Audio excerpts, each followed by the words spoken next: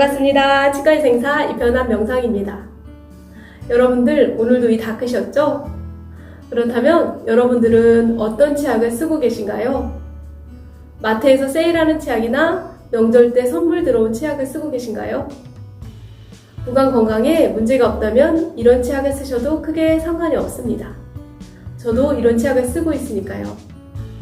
하지만 나의 치아 상태나 연령에 따라서 치약을 선택하는 그 기준은 필요합니다. 그래서 오늘은 시린이 전용 치약, 어린이 치약, 잇몸 질환용 치약, 미백 치약 등 기능성 치약에 대해 알아보도록 하겠습니다. 먼저 시린이 전용 치약에 대해 알아보겠습니다. 시린 증상은 치아의 뿌리가 드러나거나 이가 과도하게 닳아져서 주로 나타나는데요. 치약에는 연마제가 들어있어서 일반 치약을 쓰면 이 연마제로 인해서 이가 과도하게 닳아져서 시린 증상이 커질 수 있습니다. 그래서 이 시린이에는 연마제가 적게 들어있으면서 시린 증상을 완화시켜주는 성분이 들어있는 치약을 사용하는 것이 좋고요. 시중에 나와 있는 시린이 전용 치약으로는 시린메드, 센소다인 치약 등이 있습니다. 다음은 어린이 치약에 대해 알아보겠습니다. 어린이들의 유치는 영구치에 비해서 충치 진행 속도가 빨라서 충치 케어에 효과적인 치약을 선택하는 것이 좋습니다. 충치 예방에 가장 효과적인 치약 성분으로는 불소를 꼽을 수 있는데요.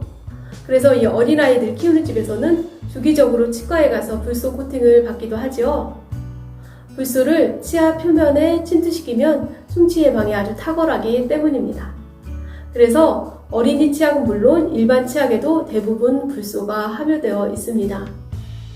그런데 가끔 이 불소가 몸에 유해하다며 불소 사용을 꺼려 하시는 분들이 종종 있는데요. 치약에는 1000ppm 정도의 불소가 함유되어 있어서 이 정도 농도에서는 인체에 무해하다는 것이 일반적인 전문가들의 의견입니다. 그런데 칫솔질을 한 후 치약을 뱉을 수 없는 아주 어린 아이들은 또 말이 달라지죠. 치약을 다 삼키는 그런 24개월 이하의 어린아이들은 무불소 치약을 선택하실 것을 추천하고요. 일부는 뱉을 수는 있지만 또 많이 삼키는 24개월에서 6세 미만의 어린아이들은 500ppm 이하의 저불소 치약을 선택할 것을 추천합니다. 치약의 사용량은 완두콩 크기 하나 정도입니다. 어린이 치약의 또 다른 중요 요소는 연마제입니다. 연마제는 충치를 주로 일으키는 치면 세균막을 제거하는 데 효과적인데요. 앞서 말씀드린 대로 시린이 전용 치약에는 이 연마제가 적게 들어있어서 적당하지 않고요. 또 가끔 어른 치약을 조금 짜서 어린아이에게 주기도 하는데요. 이 성인 치약에는 연마제가 가량 함유되어 있어서 적당하지 않아서 어린이들에게는 어린이 전용 치약을 사용하는 것을 추천합니다. 다음으로 잇몸 질환용 치약에 대해 알아보겠습니다. 먼저 질문을 하나 하겠습니다. 한국인 병원 방문 원인 1위 질병은 무엇일까요? 줄곧 감기가 1위를 차지하고 있었는데요. 2019년 건강보험 심사평가원에서 발표한 결과에서 1위가 치주질환으로 바뀌었습니다. 그만큼 치주질환이 흔한 질병이 되었는데요. 치주질환은 잇몸질환, 풍치 등으로 불리우고요. 주된 증상으로는 잇몸이 붓고 피가 나는 것입니다. 우리에게 많이 알려진 잇몸 질환용 치약으로는 이치, 이클린탁스 등이 있습니다. 사용법은 하루 2번 손가락이나 칫솔에 3cm 정도를 짜서 3분간 잇몸을 마사지하는 것입니다. 그런데 손가락으로 닦는다는 게 이상하지 않으세요? 네, 이것은 치약이 아니라 치약형 잇몸 연고이기 때문입니다. 그래서 약국에서만 판매하는 일반 의약품이고요. 하루 2번으로 횟수 제한도 있습니다. 그런데 잇몸 질환이 생겼을 때 이 치약으로만 닦으시면 안 됩니다. 잇몸 질환이 있으면 먼저 치과에 가서 치료를 받으셔야 합니다. 쉽게 말해 잇몸에 고름이 생겼는데 고름을 짜내지 않고 연고만 바르면 낫지 않겠죠? 그래서 이것은 보조적인 용도로만 사용해야지 치료제라고 착각하시면 안 됩니다. 다음으로는 미백 치약에 대해 알아보겠습니다. 마스크 생활 중인데도 치과로 미백 문의 전화도 많이 오고 또 TV를 보면 연예인들이 이가 굉장히 하얘지고 있죠. 또 시중에도 미백 치약이 다양하게 나와 있는 것을 보면 사람들이 미백에 참 관심이 많다는 것을 느낄 수 있습니다. 그러면 이 다양한 미백 치약 중 어떤 치약을 선택하는 것이 좋을까요?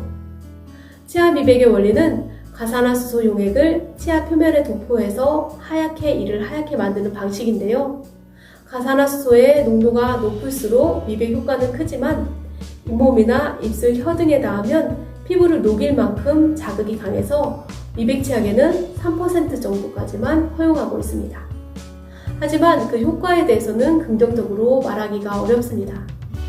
왜냐하면 치과에서 행해지는 전문가 미백은 20에서 40분 동안 15% 정도의 고농도 가산화수소 용액을 치아에 도포한 후 광선을 조사하는 방식인데요. 한두 번으로 끝내기도 하지만 보통 3, 4회 정도 해야 원하는 정도의 미백 효과를 볼 수 있습니다. 그런데 높아야 3% 정도 되는 미백 치약으로 하루에 몇 분 동안 이를 닦는 것만으로 미백 효과를 기대하기 어렵고요. 또 이 미백 치약을 장기간 사용하면 이가 시린 부작용이 있어서 장기간 사용하기도 어렵습니다. 그래서 이 미백 치약만으로 눈에 띄는 미백 효과를 기대하기는 어렵습니다. 지금까지 기능성 치약에 대해 알아보았습니다. 예전에는 온 가족이 한 가지 치약을 같이 쓰기도 했는데요. 이제 자신의 치아 상태나 연령에 따라서 치약을 잘 선택하시고요. 효과가 애매한 가정 강구에 현혹되지 마시고 현명하게 치약을 선택하시면 좋겠습니다. 오늘 준비한 영상은 여기까지고요. 오늘 영상 도움되셨다면 구독, 좋아요, 알림 설정 부탁드립니다. 감사합니다.